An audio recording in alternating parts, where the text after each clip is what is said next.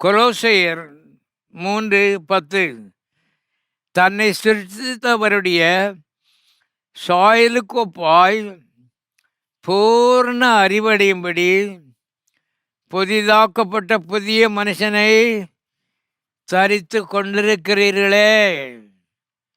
போ பரலோகத்தில் போய் தரிச்சுக்கிடுவோம் போல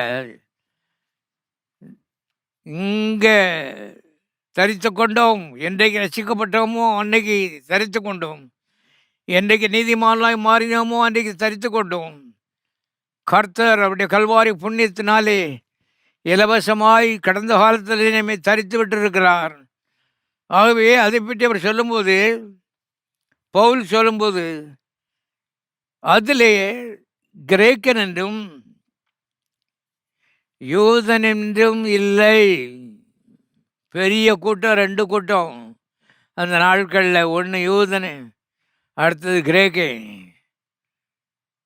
ஆகவே கிரேக்கனும் பெரியவன் கிடையாது, யூதனும் பெரியவன் கிடையாது. தேவன் தேவன் தேவன் பெரியவர். அவருடைய நீதி பெரியது.